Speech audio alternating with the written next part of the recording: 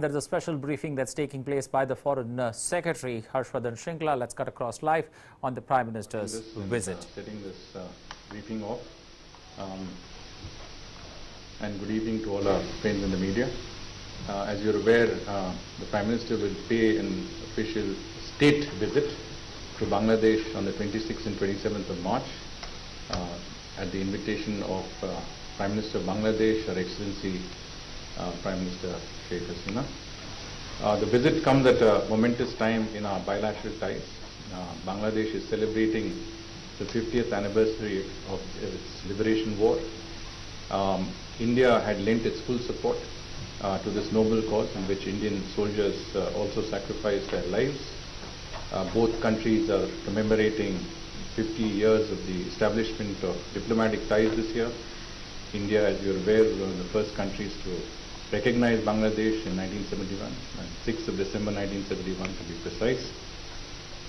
This is also the year of commemoration of the 100th birth anniversary of Sheikh Mujibur Rahman, the father of the Bangladesh nation, being celebrated throughout Bangladesh as Mujib Borsho. This is the first visit of the Prime Minister after the onset of the COVID pandemic. This highlights the significance that India attaches to its ties with Bangladesh. The Prime Minister will join Bangladesh's National Day celebrations on 26 March and will deliver an address on the occasion of the National Parade Round in Dhaka. During his two-day program, the Prime Minister will call on His Excellency Mr. Abdul Hamid, President of Bangladesh. He will hold restricted and delegation talks with Prime Minister Sheikh Hasina. Dr. A.K. Abdul Momen, Foreign Minister of Bangladesh, will call on the Prime Minister. The Prime Minister will also interact with diverse groups of Bangladesh's polity and society. This will include representatives of the ruling 14-party alliance, the opposition party in the Jatiyo Sangshad, which is the Bangladesh Parliament, Mukti Jodhas, who are freedom fighters, community leaders, youth icons of Bangladesh. On the first day of the visit, the Prime Minister will pay homage at the National Martyrs Monument in Sawar. Both Prime Ministers will inaugurate the Bangabandhu Bapu exhibition in Dhaka that will showcase the life and legacy of these two great leaders. Considering the special significance of the historic Mujib Borsho, the Prime Minister will visit the Bangabandhu Mausoleum complex at Tungipada, Gopalganj district in Bangladesh, and he will be the first Indian dignitary to ever visit Tungipada, which as many of us would know is the family home of Bangabandhu Sheikh Mujibur Rahman. Prime Minister will also visit heritage sites of cultural importance in Shatkhira and Orakhandi. A decision has been taken at the highest levels to jointly commemorate Mujib Borsho, the 100th birth anniversary of Sheikh Mujibur Rahman. You have also seen that the Gandhi Peace Prize for 2020 has been conferred on Bangabandhu Sheikh Mujibur Rahman in recognition, and I quote, of his outstanding contribution towards social, economic and political transformation. Prime Minister Modi has said that the legacy of Bangabandhu has made the heritage of both countries more comprehensive and deep-rooted, and that the path shown by Bangabandhu has laid a strong foundation for the partnership, progress and prosperity of both countries over the last decade. As my remarks have illustrated, this visit will be of very special significance and will serve to highlight the celebration of our unique and special ties, which reinforce our comprehensive strategic partnership with Bangladesh. Bangladesh is at the intersection of our Neighbourhood First and Act East policies. Today it is our largest development partner, our largest trade partner in the region, and is also the location of our largest visa operation in the world, probably the largest anywhere in the world. Despite the pandemic, both sides have been able to maintain a steady momentum in our ties. You would recall that last December, both Prime Ministers had held a very successful summit, albeit virtually. External Affairs Minister visited Dhaka recently on the 4th of March. He had called on the Prime Minister and met his counterpart, the Foreign Minister of Bangladesh. In September last, the two foreign ministers had co-chaired the Joint Consultative Commission meeting. I had also visited Bangladesh twice in the course of 2020. In the last 2 months, in the last few months, there have been several high-level meetings between both our sides, including at the level of the Secretaries of Home Affairs, Water, Commerce, Power and Defence. As you can see, there's a very, very comprehensive range of areas that these secretaries cover. DG level talks between the BSF and BGB, and the first police chiefs dialogue was also held. Our Chief of Air Staff visited Bangladesh a few weeks ago, so all of this will tell you that the momentum that our relationship has achieved is being continued, and this is reflective of a mutual desire to remain engaged in all areas of bilateral cooperation. We have also been able to make progress on a number of other significant areas. Our partnership in combating COVID-19, including the rollout of vaccines, our development partnership, enhancing connectivity, and increased cultural contacts. Let me specifically highlight a few points in this regard. Bangladesh is the largest recipient of Made in India vaccines so far. This is in line with the assurance given by the Prime Minister that we will do our best to meet Bangladesh's requirements. On connectivity, we have made good progress in the last year. Both Prime Ministers recently inaugurated the Maitre Setu Bridge across the river Feni in South Tripura. The Chilahati-Haldibadi rail link was inaugurated in December 2020, thus restoring 5 of the 6 pre-1965 rail connections. During the pandemic, we were able to expand the movement of goods, trade goods, using the railway route. Because of the restrictions on road traffic, the rail route was opened up in a more significant manner. This has proven to be highly successful in cost-effective transportation, time saving for businesses on both sides. In addition, successful trial runs of the transshipment of Indian cargo from Kolkata to Tripura via Chittagong and Mongla ports were also undertaken. 2 new routes under the protocol on inland water transit and trade connecting Tripura with the national waterways have been added, and efforts are on to improve facilitation for trade at our land borders. Another first is the participation of a 122-member tri-service contingent of the Bangladesh Armed Forces in our Republic Day parade in January. 2 Indian naval ships, INS Kulish and INS Sumedha, visited Mongla port from 8th to 10th March this year, marking the first naval visit that we have undertaken to the port of Mongla in almost 50 years. So you can say that from 1971 is the first time that Indian naval ships have visited Mongla port, and it's a very significant development. We have also gifted 18 new 120 mm mortars to the Bangladesh Army in December 2020. This is army-to-army cooperation. As a reflection of the growing cooperation, both sides will be signing a range of agreements during the Prime Minister's visit. These agreements will cover a number of areas of our cooperation. Some of the areas are disaster management, trade, oceanography. Going beyond the agreements, we will also have new announcements to make, covering cooperation in the areas of culture, preservation of the spirit of 1971, health, railways, education, border development, power cooperation and startups. So as you can see, a number of new areas of cooperation have also been introduced.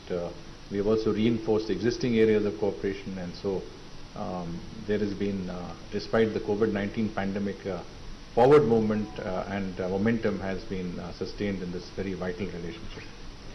In closing, I want to mention that our relationship with Bangladesh has attained historic heights in strong political and people-to-people ties. This has facilitated a partnership marked by conversations and discussions in candor, friendship and comfort. Under the leadership of Prime Minister Modi and Prime Minister Sheikh Hasina, our two countries have made remarkable progress in all areas, fully justifying this era being referred to as a Shonali Adhyay or a golden era in our relationship. Prime Minister Modi is looking forward to his visit and interacting with the leadership of and people of Bangladesh. We are confident that this visit will be another significant milestone in our bilateral relations and will further consolidate the strength of our ties and our mutually beneficial cooperation. Thank you. Thank you very much, sir, for such a comprehensive presentation, both the details of the visit as well as the context in which the visit takes place.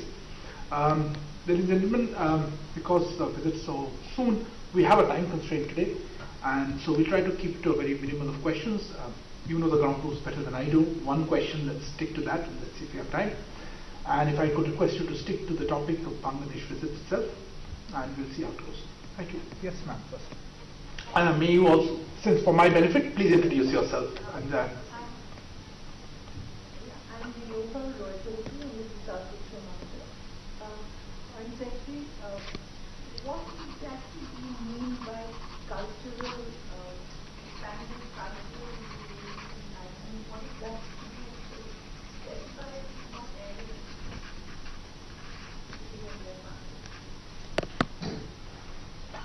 Well, you know, cultural ties, in a certain sense, require very little facilitation. I mean, having been in Bangladesh myself, I think there's extensive cross-cultural ties at all levels. But there is a level of facilitation which is undertaken by our cultural center in Bangladesh. It is undertaken by the ICCR in Delhi. And of course, very regular exchanges of troops on both sides, cultural troops of all kinds between our two countries. But when we talk about cultural cooperation in this year, it is very significant because of the milestones that we are commemorating, the 50th anniversary of our diplomatic relations, the 50th anniversary of the 1971 war, and of course Mujib Borsho, as I mentioned. And so we will be undertaking a very wide range of events that would commemorate all three. They would be, for example, taking joint exhibitions to different parts of the world, not just in our two countries, but we start with our countries and we go to different parts of the world. The Bangabandhu Bapu exhibition itself will be taken to some 18 countries all over the world, including the United Nations in New York. So it's quite unique where two countries are celebrating their shared heritage, their shared cultural heritage. I think we will be shortly putting out a sort of a list of all the different events that are involved on our website. It will be publicly available. We will have a calendar of events that will give you a sense of the extent and depth of these cultural exchanges that would be part of the commemoration events that are taking place. So I think most of what we will see in terms of cultural activities will be linked to this very significant year, 2021. I think you know, it would be quite unique from the point of view both of the new initiatives that are going to come in and from the point of view of the extent of involvement of people in both our countries. As we, you know, it will come out as this is developed fully, I think, over the next few days, but I can only say for now that it's going to be quite extensive, quite imaginative, and will, I think, capture the spirit of 1971 very, very significantly. Thank you, sir.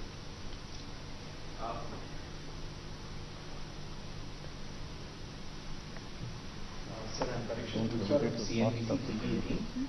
Mr. Shindler, just to ask you specifically, you did mention broadly the agreements that are likely to be signed in new areas of cooperation. Can you give us a number as to the number of agreements, number of MOUs that will be signed, and specifically on the issue of trade? What is the agreement, the broad contours of it, and how will it elevate the current trade partnership between India and Bangladesh?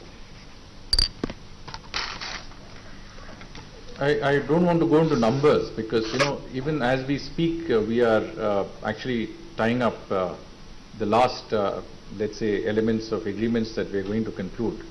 I think it should not be seen, you know, in terms of a quantitative thing. What is important is that we have a very qualitative visit that is focused on a shared history, a shared cultural and people-to-people contact that our two countries have based this relationship on the last 50 years.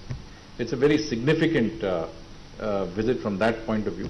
And please also remember that we had a summit just in December where we signed a very large number of agreements.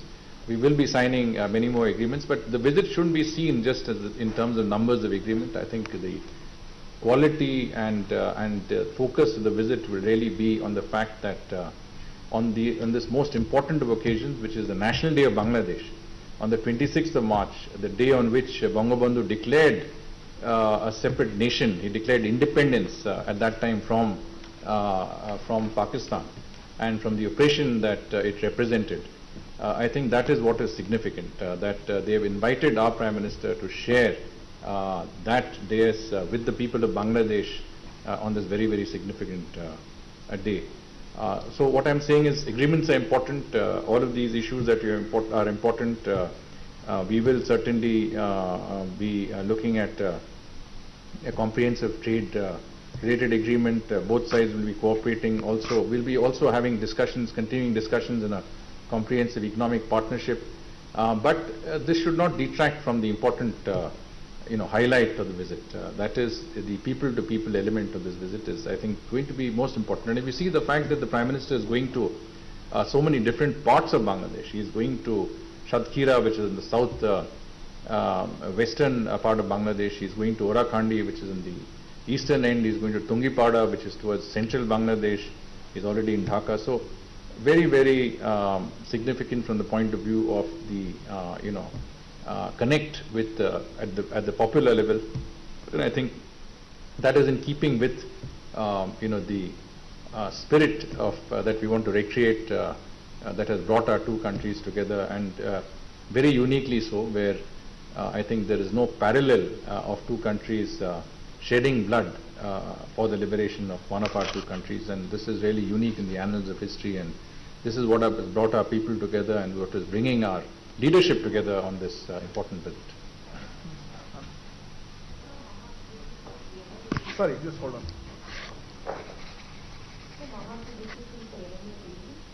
Sir, both Bangladesh and India have faced the issue of refugees from Myanmar, Rohingya refugees, and now they have not had influx of some refugees because of the current situation. Will this have to also be discussed with Well, as you know, first and foremost, India is the only country that shares a common border with both Myanmar and Bangladesh.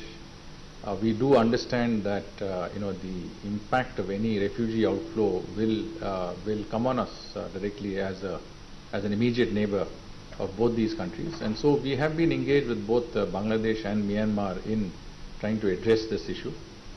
With Bangladesh itself, we have worked with them to, first of all, we have recognized their immense contribution in hosting up to 1 million refugees from the Rakhine state in Myanmar.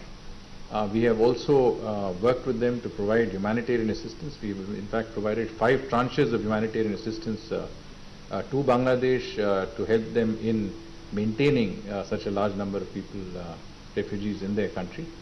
And of course, I think we will continue to be in touch with all concerned, both these countries, in facilitating speedy, sustainable return of these displaced persons back to the Rakhine state in Myanmar.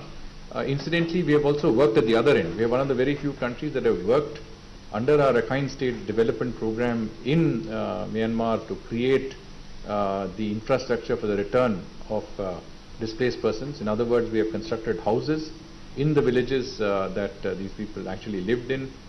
This is our effort to facilitate, as I said, the speedy and sustainable return of these displaced persons. So, the long, the answer to your question is that yes, we are engaged and we will continue to remain engaged with Bangladesh and Myanmar on this issue.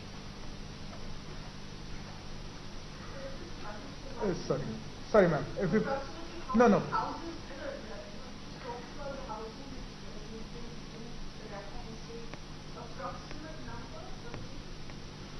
Well, at one stage we had built some 200 houses, but it's an ongoing process. It depends on our ability to get materials there and so on and so forth. But depending on the need, we can increase it. But we had already constructed a certain number of prefab houses. Yeah. My colleague says that in fact it is 250, so that's a more precise number.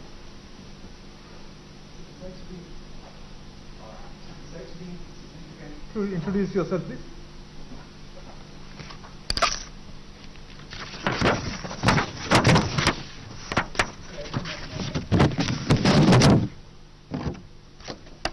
May I also request you to introduce yourself when you are. So this is Panas. I'm from West Coast of India, PTI. So you talked about the significance of the momentous occasion in which we are taking several events. So are you also looking at expanding our defense cooperation with Bangladesh apart from connectivity and trade? So will there be any specific discussion on it?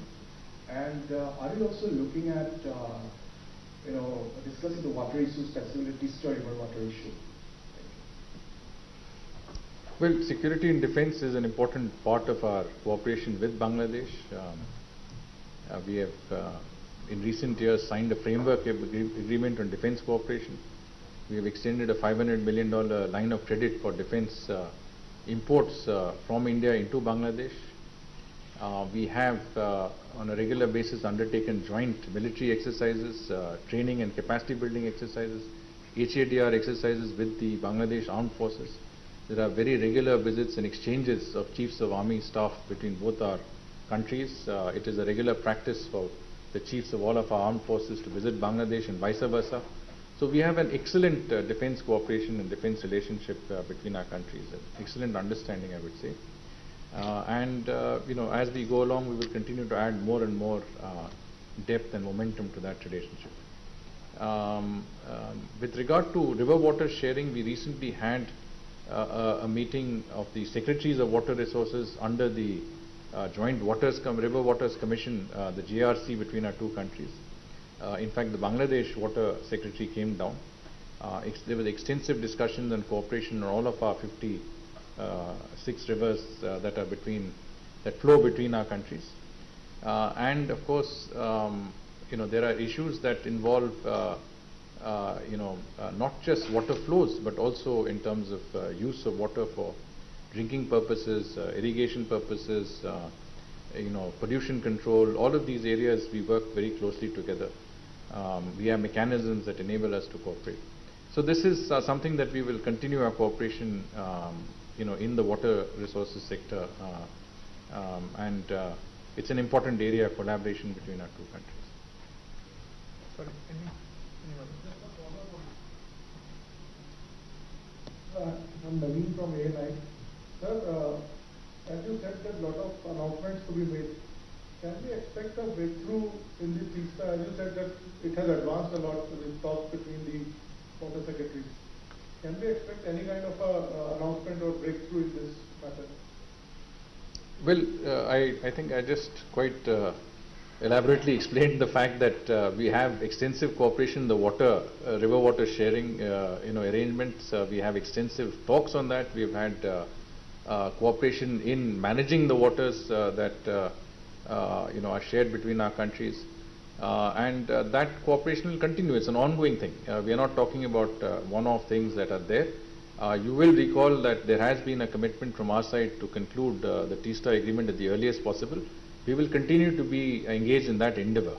That is something that we will continue to be engaged in, and certainly I think this is also an important aspect from our side, but we should not overlook the fact that we are talking about a very large number of rivers between our two countries. This is one of them, and we will continue to work on all of this. So perhaps the last question. Yeah, please. Yeah, ma'am.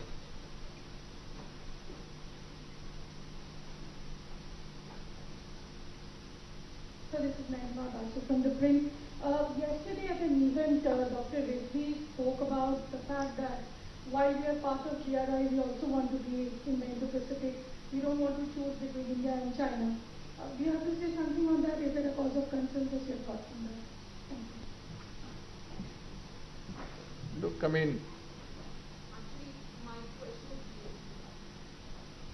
is this is Asuna Chaudhary from Bloomberg.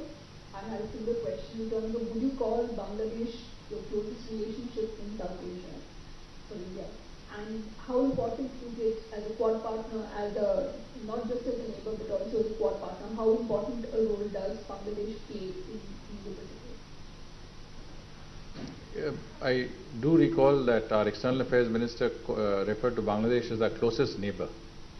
And Bangladesh, in many senses, we share the longest land boundary with Bangladesh as compared to any other of our neighbors.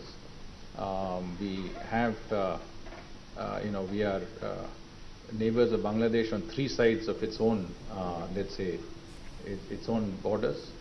At least 5 of our states neighbor Bangladesh directly. And we have, as I said, extensive cultural, besides historical, cultural, linguistic, spiritual linkages with Bangladesh, which go back to centuries, if not millennia. So there is a strong, interconnection between our countries, and today that connection has found, a new relevance. That relevance has come in terms of economic cooperation, development cooperation, connectivity. We have enhanced people-to-people ties. We have made it easier. As I said, we have the largest visa issuing office in Dhaka. We have very regular, exchanges of people on both sides for tourism, recreation, medical purposes, studies. Of course, much of this is affected due to the COVID crisis, but in the normal course, very regular exchanges. And I think, when you refer to the relationship as a golden era as we find it today, you have to remember that when the Prime Minister made his last visit to Bangladesh in 2015, we signed, the land boundary agreement that we have been working on since 1974. 1974 is when we signed the India-Bangladesh land boundary agreement, but we could not conclude it, or it could not be conclusively addressed because there were some significant gaps in interpretation. But the fact that in 2015, during Prime Minister's visit to Bangladesh last, we were able to both ratify this agreement and bring it to a closure. We've completed the maritime boundary with Bangladesh. This is really unique, if you look at it from that perspective. Our bilateral trade has gone up by leaps and bounds. Our investments between our 2 countries have gone up. We today have a level of cooperation that is very rare to see between 2 countries. So it is not incorrect to say that the relationship between Bangladesh and India today is a paradigm which many other countries would like to emulate. This is a model for other countries to try and emulate, and so it is a very, very unique relationship. And again, I come back to the same issue. The fact that the Prime Minister today, this time, is going to Bangladesh on a visit that marks such an important milestone in our relationship is also very, very significant. The fact that the Prime Minister of Bangladesh has extended an invitation to our Prime Minister to visit Bangladesh on their national day, on the most significant national day that they're celebrating, which is 50 years. And having been there, I can say that the planning for this event has come for years on it. They have been planning for this occasion for a very long time. And so the Prime Minister's participation in that very unique event is itself a story, which is why I said that let us not try and conflate that with other issues that are important, but should not detract from the significance of this very, very important high-level visit, that represents a high point in our relationship. So on that note, thank you very much, sir. Thank you, ladies and gentlemen, for being here physically despite COVID. Look forward to meeting you all later right now. Thank you.